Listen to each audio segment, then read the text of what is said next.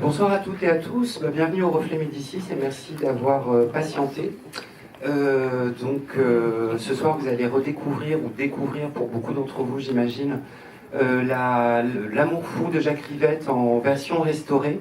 On voulait remercier tout particulièrement les films du Losange et Véronique Rivette qui porte cette restauration et cette sortie en salle jusqu'à vous. Et cette séance, enfin un petit mot rapide, cette séance s'inscrit dans le cadre du festival Play It Again de l'ADRC, l'Agence pour le développement régional du cinéma, qui permet dans toute la France de faire circuler pendant, donc j'ai pas les dates, du 13 au 26 septembre, de nombreux films dans 337 salles en France, et particulièrement dans le réseau du Lac Cinéma, au Majestic Bastille, au Passy, et ici même avec L'Amour Fou. Donc ce soir, voilà, il y a un petit contretemps. On attend, c'est pour ça qu'on a pris un peu de retard aussi, on attend Bulogier qui est coincé réellement dans les embouteillages, qui pourtant est parti super en avance, mais rattrapé par les embouteillages. On espère qu'elle va nous rejoindre en cours de présentation. Et je vous demande d'accueillir Jean-Pierre Calfon qui lui est à l'heure.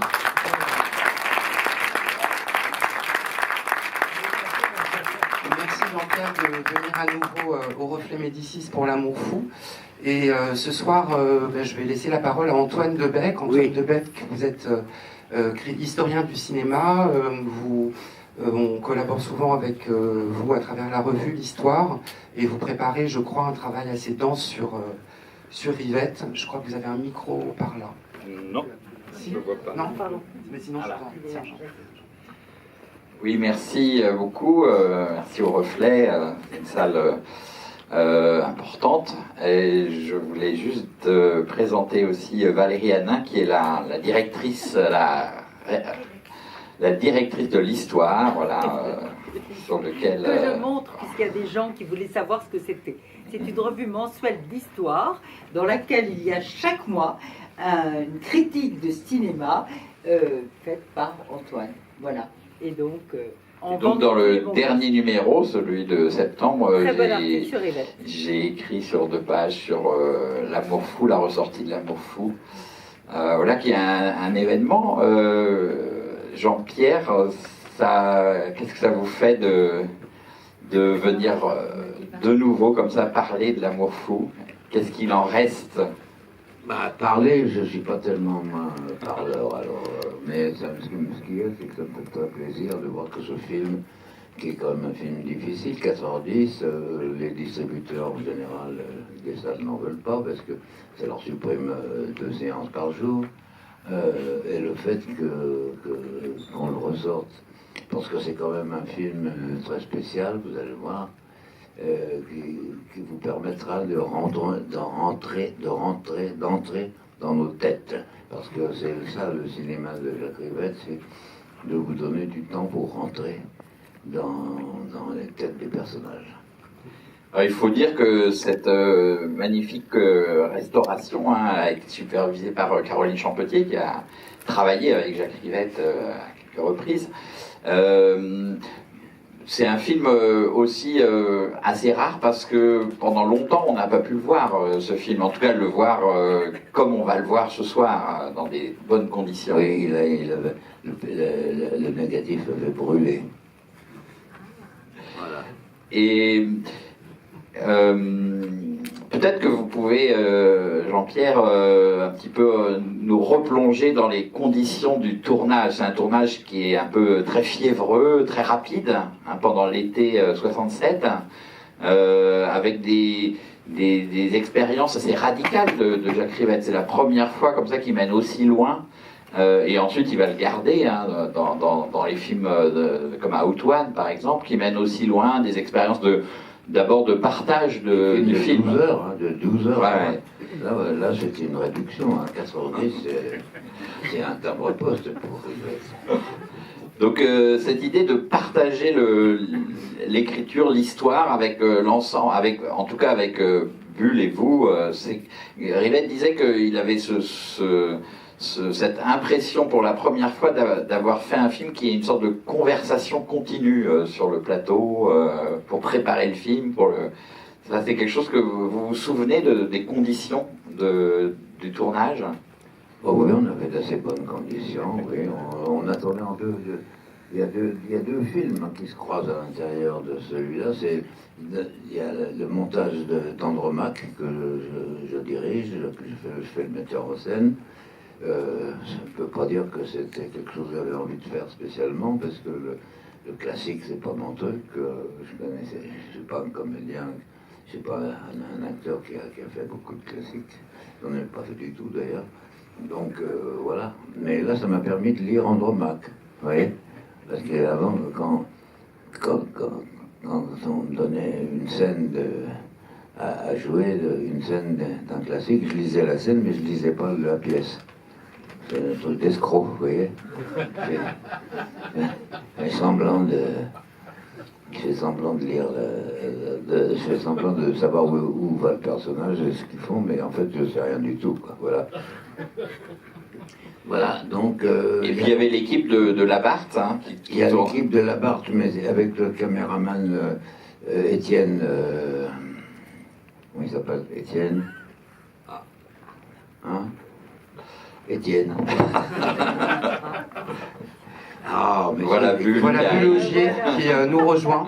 Ah ben, Bull, elle va nous dire qui est cet Étienne. Excusez-moi, mais je ne peux pas contrôler la ville. Oh, quel dommage. Étienne, Oui, on a besoin de vous, Bull, parce que Jean-Pierre... c'est Je me rappelle plus le nom du caméraman. Étienne, qui filmait la pièce. Le caméraman, c'était pas floqué? Hein? Floqué? Ah non, pas du tout. Étienne. Bon, c'est pas très grave. Oh, Étienne Becker, voilà. Voilà. C'est la famille de Jean Becker, oui. Oui, du caméraman. Duquel caméraman? C'est caméraman sur le film, sur la pièce. Ah, sur la pièce? Oui, oui. C'est pour ça, bon, Oui. je pensais que c'était sur le film. Non, sur le film, c'est une caméra 35 mm, c'est Alain Levent. Alain Levent. Ah, c'est Alain Levent. Ouais. Tu vois, moi je disais Cloquet. Ça, oui, ça, je sais. Je suis trompée. Voilà, donc il y a deux équipes. En fait, il y a deux équipes. Et on a tourné le film, le montage de la pièce d'un côté, et après l'histoire entre Bull et moi, enfin entre Claire et Sébastien. Ça a donné lieu à un autre tournage, quoi.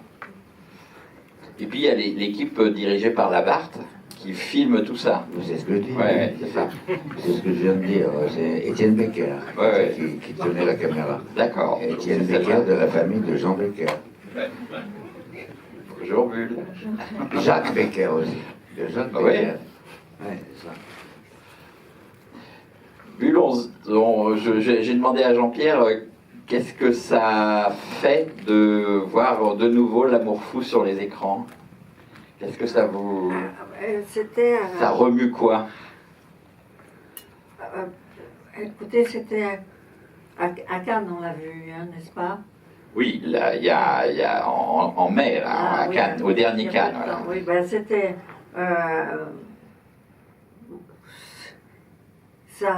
je sais pas, j'ai beaucoup aimé le film, j'ai beaucoup aimé les acteurs, je les ai trouvés formidables, je les ai trouvés tous les gens qui étaient là sur le plateau de théâtre, j'ai trouvé tous les gens très beaux, très bons acteurs. Très bonne actrice. Oui, voilà, l'actrice n'était pas trop mal, elle était plutôt bien. Et donc, ça m'a fait très plaisir. Et puis, je me suis dit que j'avais de la chance de pouvoir voir ce film parce que il a ressuscité, quoi. Il a ressuscité de ses cendres. C'est le cas de le dire, puisqu'il était brûlé. Ouais, c'était le négatif. Oui.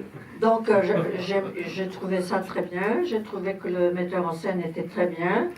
Que le metteur en scène de théâtre aussi, parce que on a pu voir ce que c'était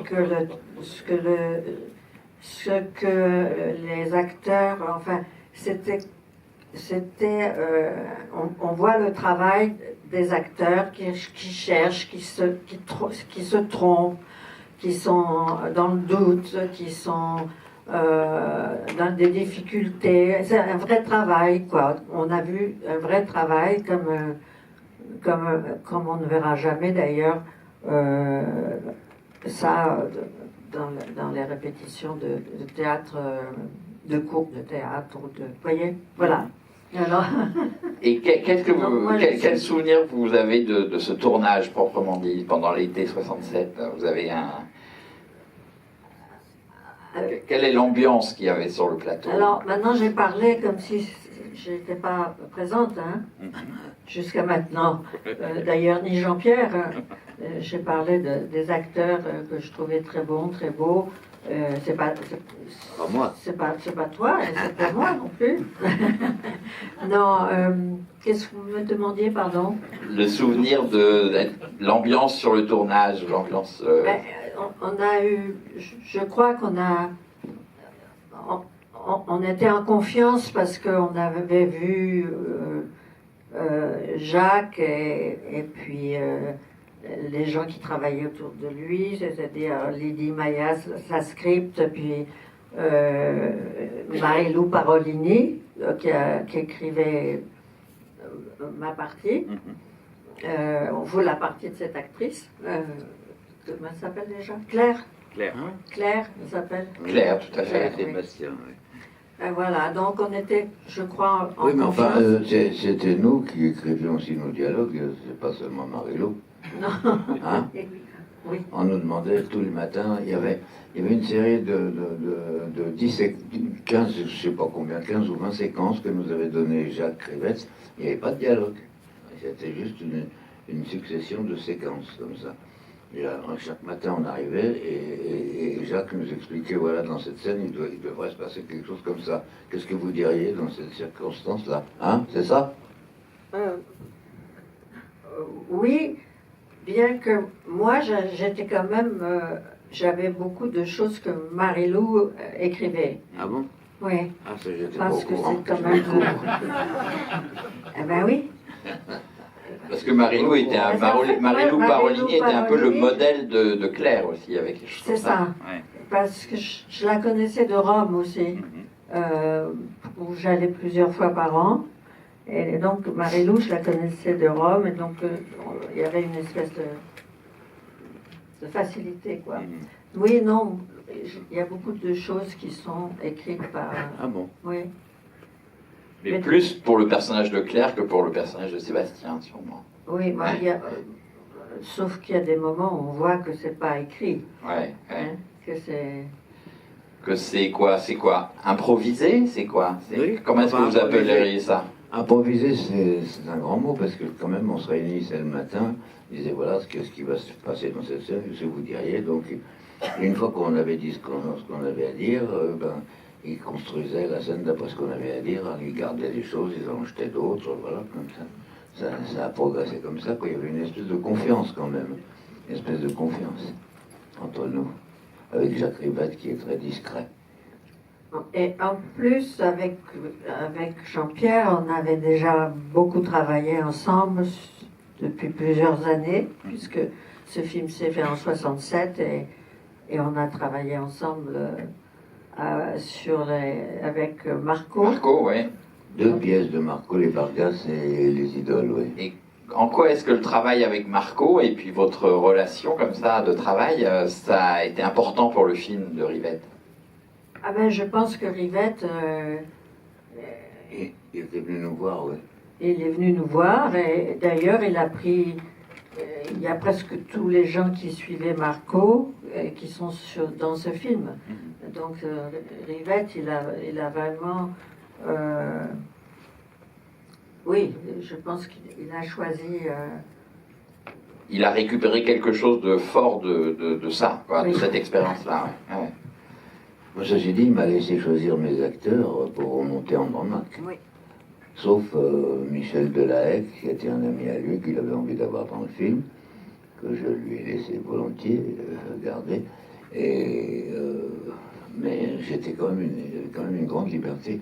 Et il y a aussi une histoire qui est très spéciale, quand même, c'est l'histoire de Andromaque et sa suivante. Moi, je voulais que ce soit des Noirs. Des Noirs, parce que vous avez des Noirs au milieu de Blancs. Vous savez tout de suite que ce sont des étrangères et donc des esclaves. Andromaque et sa suivante. Et le producteur m'a convoqué pour que je m'explique, que je dise pourquoi je voulais, qu'est-ce que j'avais comme intention politique derrière ce truc-là. Moi, j'avais aucune intention politique, c'était juste, disons, graphique. C'est-à-dire, au cinéma, d'un seul coup, vous avez deux étrangères qu'on voit étrangères. On les voit, il n'y a pas besoin d'expliquer les choses. Voilà. Et ça, c'était le truc. Alors, Yvette est venue avec moi le jour où j'ai passé mon examen de passage, et il m'a soutenu. Voilà.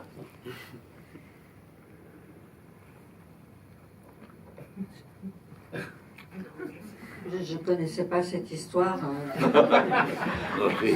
Non, je la connais que depuis hier. Ah bon? Non, Tu savais pas que j'avais passé un Non. examen? non, Oui, j'ai dû passer un examen de passage. Oui. non, je ne savais pas. Ah bon? Non, C'est dans le bureau du producteur, ouais. non, je sais. Ah, peut-être j'ai oublié alors. Non, Bah. mais je crois pas. Je crois que je n'ai pas su. Ah bon? Je l'ai pas su. Ben, c'est comme moi, il y a des choses que je savais pas. C'est Mario Pareveni, par exemple, qui avait écrit certains de tes dialogues. Oui. Oui, bon, tu vois. Ouais.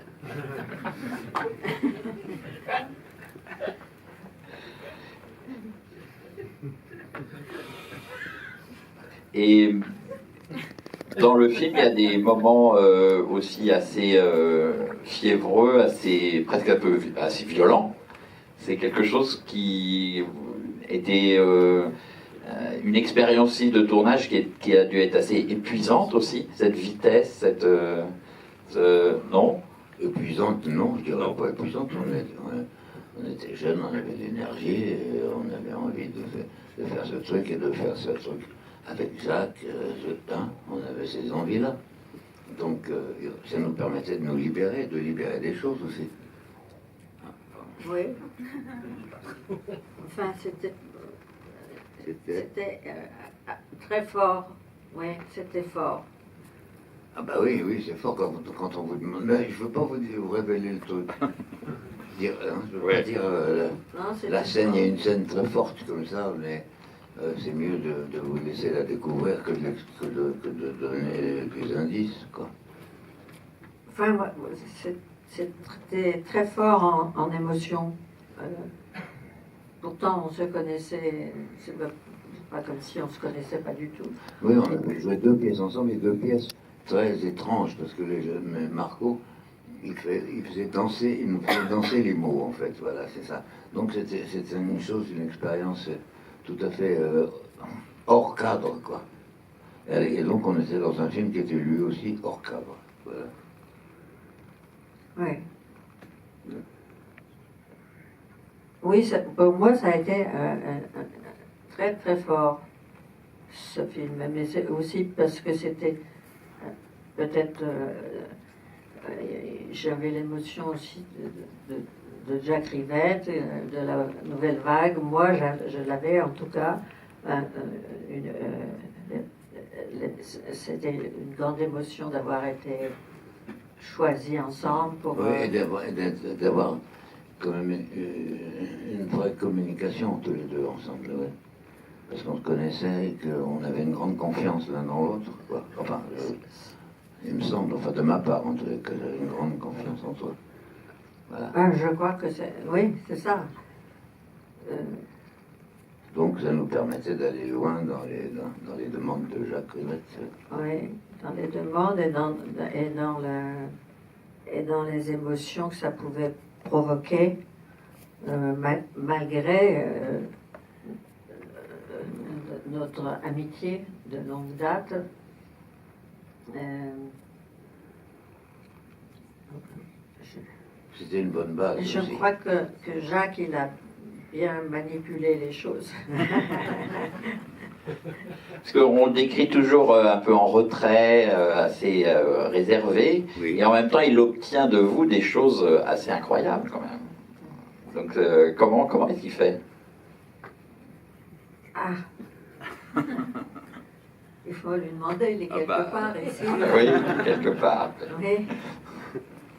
Il est, comme il adore les fantômes, il doit être quelque part C'est ici. sûr, c'est sûr. Mais je ne sais pas. C'est sa magie. Après cette expérience de l'amour fou, il l'a poursuivi Oui. au-delà avec Outone. Oui, bien sûr, ouais, c'est sûr qu'on parlait de ça avec Jean-Pierre. Ouais. Voilà. Ouais, cette expérience de mener quand même très très loin l'improvisation aussi, puis le partage du travail avec les acteurs, quoi, et les actrices. Ouais. C'est ça, oui. Il nous mettait en confiance, quoi, c'est ça le truc. Oui. Moi, je trouve que. Bah, on ne peut pas parler. Franchement, il y a des secrets. Ouais. Il y a des secrets.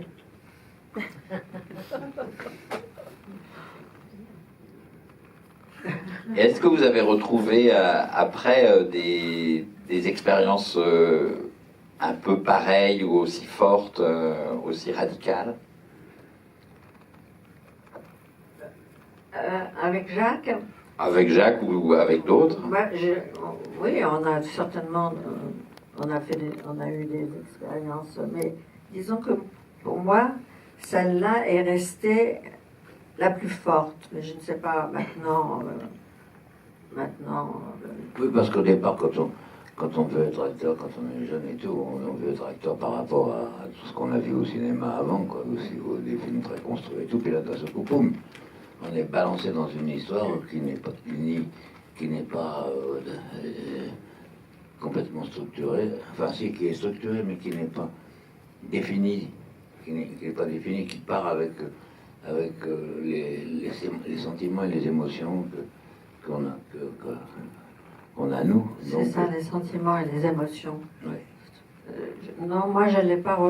J'ai retrouvé d'autres choses dans d'autres expériences, même avec Jean-Pierre quand on est allé chez les Papous avec Barbet Schroeder, mais c'est pas les mêmes émotions et c'est pas les mêmes sentiments très forts, profonds pour moi. Hein. C'est pour moi, je parle. Il s'agissait de l'amour aussi, et puis de la folie que peut amener l'amour, enfin, l'amour en fin d'amour, mais qui n'est pas vraiment en fin. Voilà, c'est des choses qu'on avait déjà tous un peu vécues, et peut-être ça a joué aussi.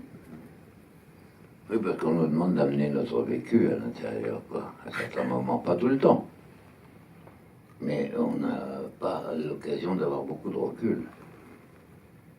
Oui.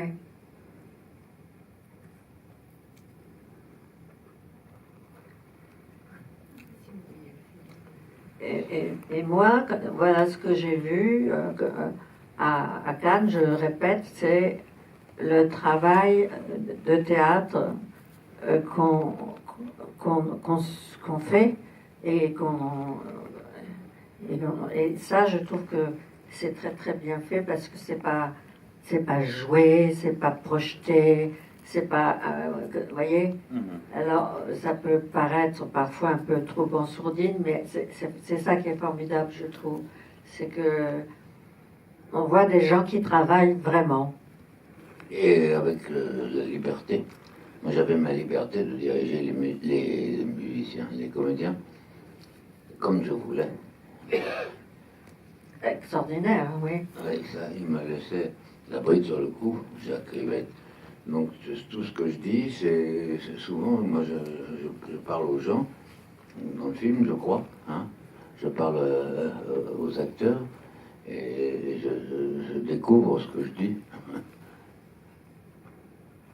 C'est pas, je pense pas Enfin si, je pense d'une certaine façon, qu'est-ce que je veux faire avec cette pièce? Parce que pour moi c'est comme si tous ces vers, c'est comme si c'était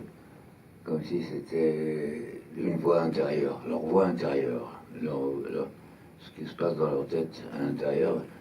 Et donc c'est pour ça que vous verrez que je demande aux acteurs de ne pas projeter, quoi.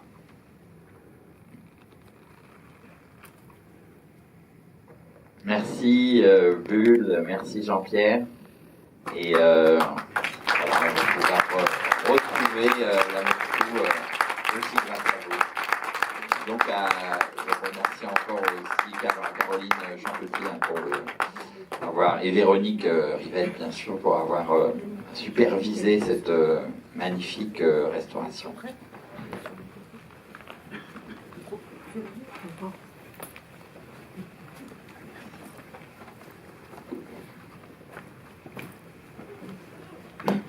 Bonne soirée, bonne projection. Merci beaucoup. Bonsoir.